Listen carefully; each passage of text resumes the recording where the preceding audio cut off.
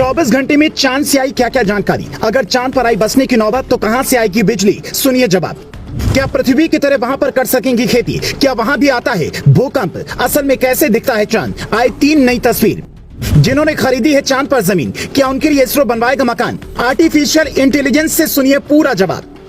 24 घंटे में चांद से 3 तस्वीरें आई चंद्रयान ने, इसके अलावा क्या भेजा और उसे डिकोड करने के बाद वैज्ञानिकों ने क्या बताया, ये हर हिंदुस्तानी जानना चाहता है। तो आइए आपको तस्वीरों के जरिए चांद पर लिए चलते हैं। ये चंद्रयान 3 की ओर से भेजी गई पहली तस्वीर है। करीब 4 घंटे तक एक ही जगह पर रहने के बाद जब रोवर प्रज्ञान बाहर निकला तो 6 पहियों के सहारे कई घंटों में 50 मीटर की दूरी तय की और ये पहली तस्वीर सामने आई जिसमें उसने अपने पहले ही कदम में अशोक चिन्ह और इसरो के लोगों के साथ चांद पर भारत की छाप छोड़ दी। अब दूसरी तस्वीर देखिए। प्रज्ञान रोवर की चांद पर समतल सतह से निकलकर ऊबड़ खाबड़ जमीन पर खड़ा है। दूसरी ओर से सूर्य की रोशनी पड़ रही है। ऊपर लगा सोलर प्लेट चार्ज हो रहा है और उसके आसपास की जमीन पर गड्ढे बने हुए हैं जिनके बारे में वैज्ञानिक कहते हैं कि इनमें से कुछ गड्ढों में 2.5 लाख स्विमिंग पूल के बराबर पानी है। हालांकि DW की एक रिपोर्ट कहती है ये गड्ढे इतने बड़े हैं कि इसमें इंसानी बस्तियां बस सकती हैं क्योंकि इनका तापमान पृथ्वी की तरह ही 17 डिग्री सेल्सियस तक है। अब तीसरी तस्वीर देखिए जिसमें चांद की सतह पर एक पत्थर रखा है। यह तस्वीर उस वक्त की है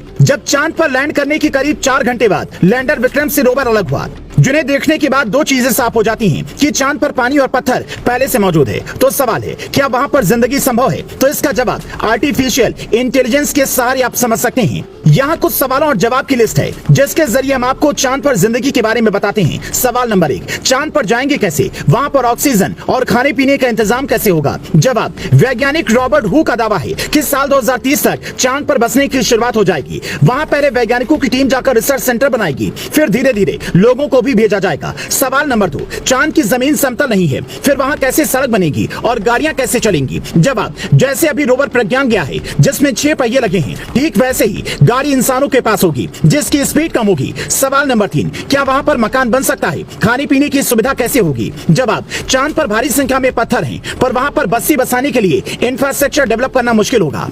पीने के लिए पानी अगर चाहिए तो गड्ढे में मौजूद पानी को फिल्टर करना होगा क्योंकि वो पानी पीने लायक नहीं है। इस पानी के जरिए सौर ऊर्जा बनाई जाएगी जिससे वहां पर उजाला होगा। अंतरिक्ष यात्री अब तक डिब्बा बंद खाना लेकर जाते हैं, वही खाते हैं, पर बसने की संभावना हुई तो वहां पर होटल रेस्टोरेंट खोल सकते हैं। सवाल नंबर 4, क्या वहां पर भूकंप आता है? पृथ्वी की तरह वहां खेती भी हो सकती है? जवाब, अभी वैज्ञानिक इस नतीजे पर नहीं पहुंचे हैं। 14 दिन में प्रज्ञान जितनी जानकारियां भेजेगा उसके हिसाब से इन सवालों के जवाब मिलने की उम्मीद है, लेकिन इस बात की पूरी संभावना है कि वहां पर इंसानी जिंदगी बच सकती है। यह भी हो सकता है कि चंद्रमा के उत्तरी हिस्से पर इंसानी बस्ती बसे और दक्षिणी हिस्से से पानी और खनिज लाया जाए।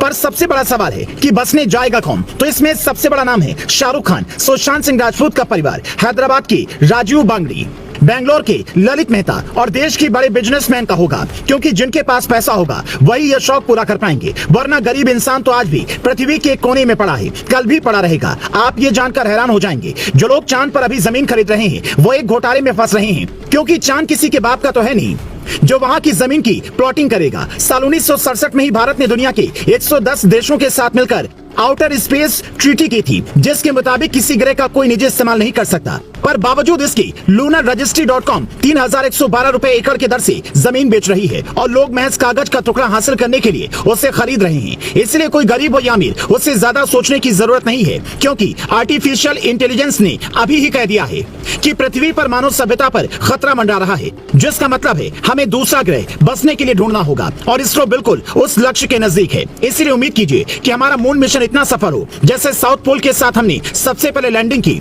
ठीक वैसे ही इंसानों की बस्ती वहां पर सबसे पहले हम ही बसाएं।